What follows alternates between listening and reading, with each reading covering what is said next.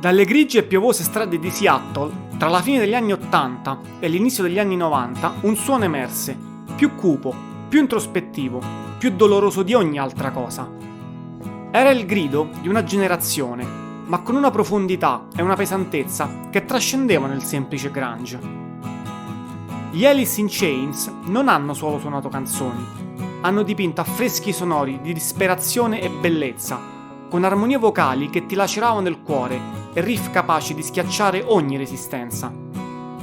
Hanno osato affrontare i propri demoni in musica, pagando un prezzo altissimo per la loro arte.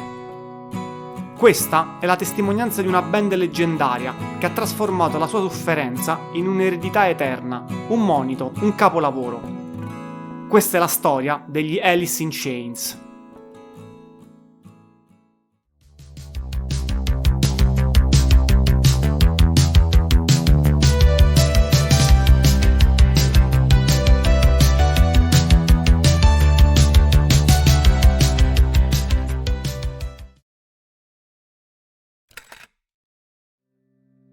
Benvenuti a Ombre Sonore. La storia degli Alice in Chains inizia a Seattle nel 1987. La città all'epoca era un crocevia di talenti e disperazione, dove il movimento grunge stava prendendo forma, fondendo l'energia grezza del punk con la pesantezza distorta dell'heavy metal. Al centro di questa vicenda, l'incontro tra due personalità carismatiche è destinato a un legame indissolubile. Layne Staley, un cantante dalla voce inconfondibile, e Jerry Cantrell, un chitarrista visionario e futuro principale compositore della band. All'epoca, Layne faceva parte di una band glam metal chiamata Alice in Chains, e Jerry aveva un suo progetto musicale in cerca di un cantante.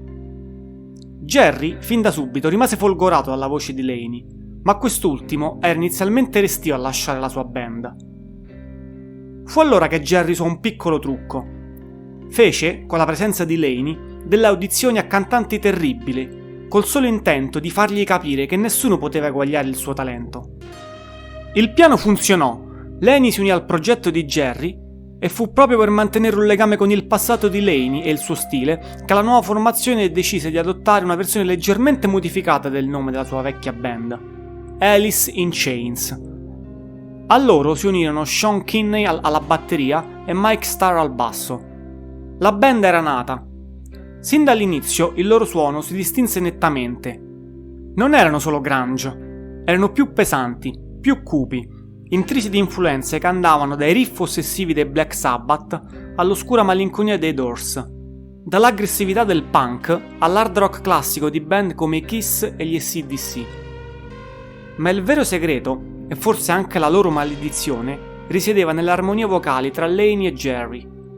Layne, con la sua estensione e la sua capacità di passare da un ruggito straziante a un lamento etereo, e Jerry, che forniva la controparte vocale, spesso in terze maggiori, creavano una dissonanza malinconica e potente, quasi un dialogo tra un'anima in pena e una coscienza che cerca di confortarla.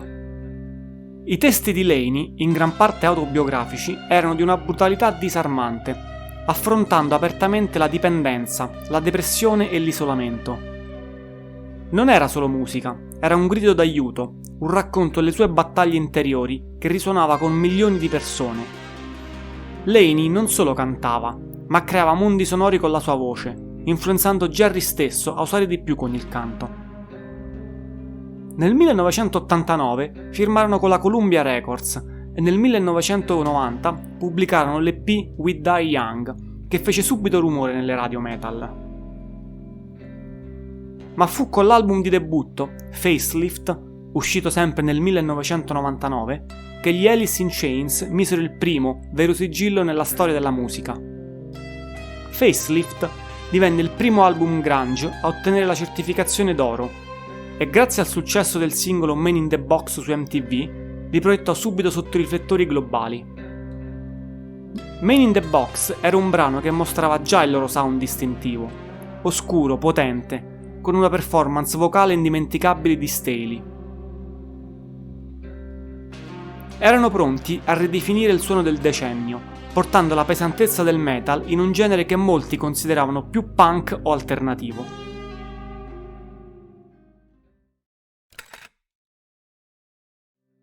Se Facelift fu la loro entrata trionfale, il 1992 segnò l'apice della loro arte, con Dirt. Quest'album non è solo un disco, è una discesa negli abissi dell'anima, un capolavoro crudo e doloroso che affronta temi come la dipendenza, la guerra, la depressione e la morte, con una brutalità disarmante e una sincerità agghiacciante. Brani come Roaster, una potente ballata sulla vita del padre di Jerry Cantrell, veterano del Vietnam, o Damn Bones, con i suoi riff martellanti e le armonie ossessive, mostrano la loro maestria compositiva ed esecutiva. Curiosamente, la registrazione di Dirt iniziò a Los Angeles in un periodo di estrema tensione sociale. Il 29 aprile 1992, il giorno in cui scoppiarono i tumulti di Los Angeles. Questi disordini civili, fatti di proteste, saccheggi e violenze, esplosero dopo l'assoluzione di alcuni agenti di polizia coinvolti nel brutale pestaggio di Rodney King. La band si trovò improvvisamente in una città in fiamme.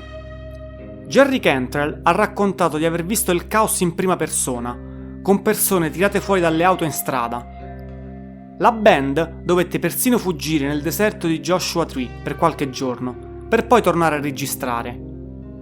Questo sfondo di rabbia e disordine civile si mescolò inevitabilmente con i temi personali e cupi dell'album, contribuendo alla sua atmosfera cruda e angosciante. Dirt raggiunse il 6° posto nella Billboard 200 e vendette oltre 5 milioni di copie, diventando il loro album più venduto. Laney Staley, con la sua vulnerabilità esposta in ogni lirica, divenne il volto e la voce di questa disperazione, influenzando intere generazioni di musicisti. Gli urli iconici di Damn Bones furono improvvisati da Laney in studio, a dimostrazione della sua immediatezza e del suo genio. Il successo portò anche cambiamenti e nuove sfide. Nel 1993 Mike Starr lasciò la band, ufficialmente per differenze di priorità. La realtà era che la battaglia con la sua dipendenza, che Laney e Mike condividevano, stava già erodendo la coesione. Fu sostituito dall'eccezionale Mike Hinez, il cui basso melodico e potente si integrò perfettamente nel loro sound, portando nuove sfumature. Nel 1994 gli Alice in Chains sorpresero tutti con Jar of Flies, un EP acustico, ma non meno cupo, il primo nella storia a debuttare direttamente al numero 1 della Billboard 200. Con brani come No Excuses, che divenne un successo radiofonico, dimostrarono una versatilità e una profondità inaspettate. Ma l'ombra della dipendenza di Laney si allungava sempre di più. I suoi demoni stavano diventando sempre più pubblici. Le tensioni interne, causate dalle sue crescenti difficoltà, iniziarono a farsi sentire pesantemente. A causa di una ricaduta di Laney, la band dovette annullare un tour con i Metallica e la loro apparizione a Woodstock del 1994, entrando in una pausa forzata di 6 mesi. La dipendenza di Laney stava diventando un fardello sempre più pesante per lui e per la band. Nonostante tutto, nel 1995 uscì l'omonimo Alice in Chains, noto anche come Tripod, per via del cane a 3 zampe in copertina, che sembrava essere il cane di Jerry, anche se alcune fonti lo misero in dubbio.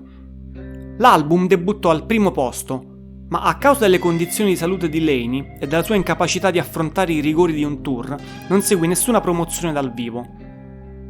Questo alimentò le voci sulla sua dipendenza e sul suo isolamento, rendendo l'album ancora più cupo e introspettivo. I riff di Jerry erano più densi che mai, e le sue armonie vocali con Laney raggiunsero nuove vette di disperazione e rassegnazione. Ogni nota di questo album sembrava un addio. L'ultima performance pubblica di Laney, con gli Alice in Chains, fu il 3 luglio 1996, come gruppo di supporto per i Kiss. Ma il momento più iconico e tragico fu il loro memorabile MTV Unplugged. Sebbene la performance fosse potente ed emotiva, Laney appariva visibilmente fragile, il suo fisico minato dalla dipendenza. Nonostante questo, la sua voce era ancora un veicolo di pura emozione e la sua ultima apparizione dal vivo fu un testamento della sua forza artistica. Questo concerto divenne un simbolo commovente e inquietante della fine di un'era. Dopo quella data, Laney si ritirò sempre di più dalla vita pubblica. La sua battaglia personale prendeva il sopravvento su tutto. La band non si sciolse mai ufficialmente, ma entrò in un silenzio assordante, in attesa di un miracolo che non arrivò mai.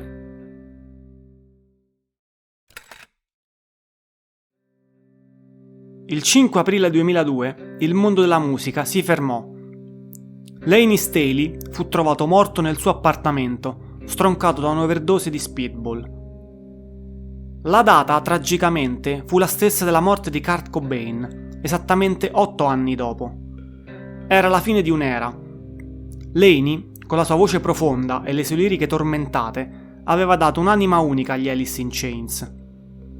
La sua scomparsa lasciò un vuoto incolmabile, ma la sua musica e il suo spirito continuavano a vivere. Per anni il futuro degli Alice in Chains rimase incerto.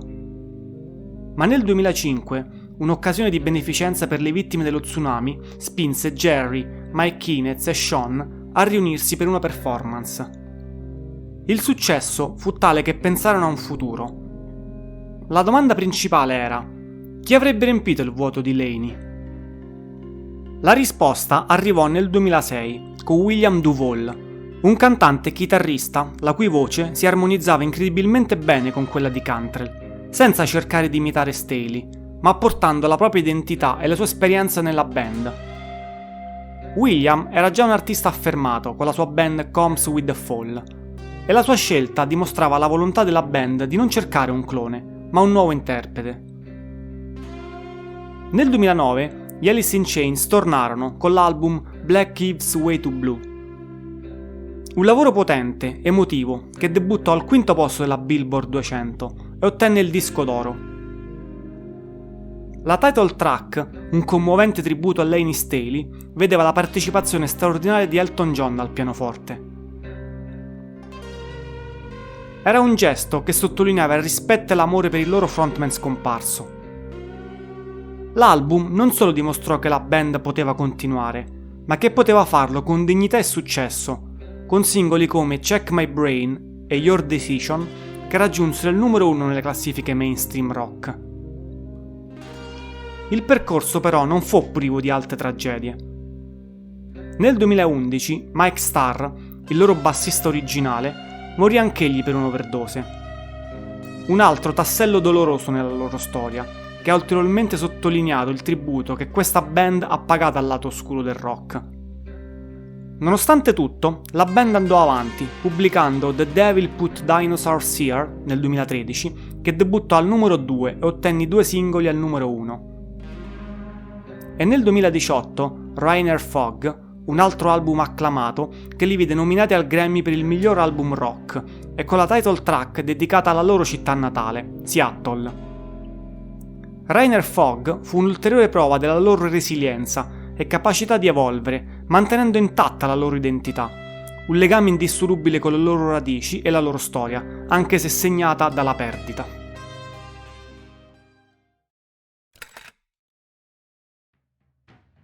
Gli Alice in Chains non sono stati solo una delle Big Four del grunge. Hanno forgiato un ponte unico tra il grunge e l'heavy metal, creando un suono che era allo stesso tempo brutalmente pesante e sorprendentemente melodico. Le loro armonie vocali, in particolare le distintive terze maggiori parallele tra Layne Staley e Jerry Cantrell, hanno creato un suono unico e inconfondibile, spesso definito come doom metal acustico o sludge metal melodico. La profondità lirica di Laney e Jerry, che esploravano senza filtri temi come la dipendenza, la perdita e l'alienazione, ha influenzato innumerevoli band, da Godsmack, che ha preso il nome da una loro canzone, a Stand, System of Down e molti altri che hanno attinto dalla loro miscela di pesantezza emotiva e vulnerabilità sonora. Sono stati pionieri nel portare la malinconia e l'introspezione tipiche del grunge in territori più oscuri e pesanti, creando un sottogenere proprio. Con oltre 30 milioni di dischi venduti in tutto il mondo e 11 nomination ai Grammy, la loro influenza è innegabile. Hanno dimostrato che il dolore e la vulnerabilità possono essere tradotti in arte potente e che una band può risorgere dalle proprie ceneri, onorando il passato e guardando al futuro con integrità. La loro musica è un testamento alla capacità umana di trovare bellezza e forza anche nelle esperienze più oscure. Questo è stato Ombre Sonore, grazie per essere stati con me. Il buio suona, restate vicini.